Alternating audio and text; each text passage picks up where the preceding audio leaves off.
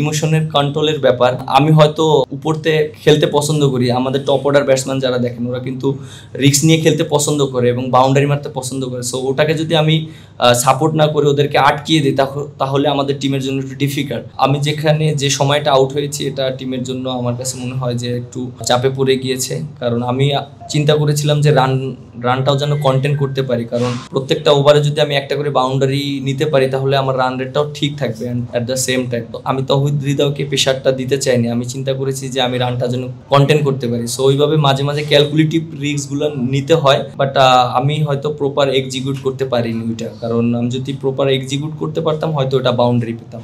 আপনি যেটা বললেন যে ও যেভাবে ব্যাটিং করেছে, আসলে আমার কাছে যে জিনিসটা মনে হয় যে ও আরও ফাস্ট খেলতে পারতো, বাট আমরা কিন্তু ব্যাক টু ব্যাক উইকেট পড়ে গিয়েছি। ও যেভাবে খেলবে খেলাটা যে ও একটু ফাস্ট খেলবে তখনই কিন্তু আমাদের একটা করে উইকেট হারিয়েছে। আপনি দেখেন লাস্ট ম্যাচে যখনই ও একটু মোমেন্টাম ব্যাটিংটা করবে বা ভালো একটু রানে খেলার চেষ্টা করবে তখনই একটা করে উইকেট পড়েছে।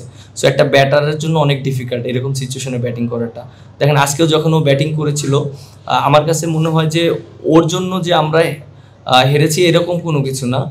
আর আমরা যদি একটা সাইড থেকে যদি পার্টনারশিপ করতে পারতাম তাহলে দেখা যাক ও স্ট্রাইক রেটটা আরও ভালো করতে পারতো। সো আমার কাছে মনে হয় একটা সাইড থেকে ওইরকম আমরা কেউ ওকে সাপোর্ট দিতে পারিনি। কোশ্চেন হলো যেটা আপনি বললেন, এই উইকেটে স্পিনারদের বল খেলা একটু ডিফিকাল্ট, বলটা একটু নিচে থাকে, একটু টান করে।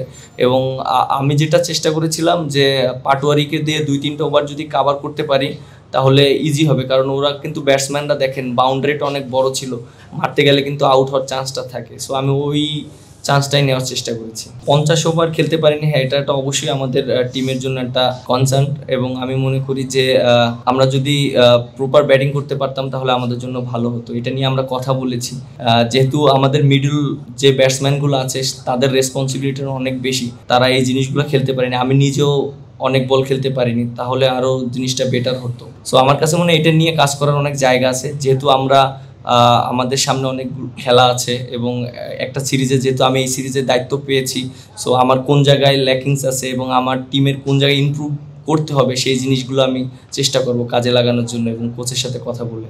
দেখেন আমরা যারাই সেট হয়ে যাচ্ছি তারাই আউট হয়ে যাচ্ছি।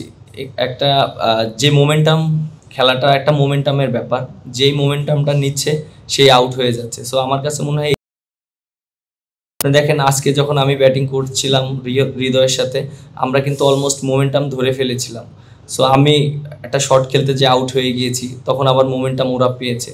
সো পার্টনারশিপ করতে গেলে অনেক সময় আপনার মোমেন্টামটা দরকার এবং দুইটা পার্টনারেরই কিন্তু স্ট্রাইক রোটেট করাটা ইম্পর্টেন্ট, এবং লো রিস্কে কীভাবে ক্রিকেট খেলাটা যায়, কারণ আমরা যদি হাই রিস্ক ক্রিকেট খেলি তখন আউট হওয়ার অপরচুনিটি বেশি থাকে। সো আমার কাছে মনে হয় এই জায়গাটা আমাদের কাজ করা দরকার। যখন তাহিদ হৃদয় এবং জাকির আলী অনেক ব্যাটিং করছিল তখন আমারও বিশ্বাস ছিল যে না আমরা ম্যাচটা এখনও জিততে পারি, এবং উইকেটটাও অনেক ভালো ছিল।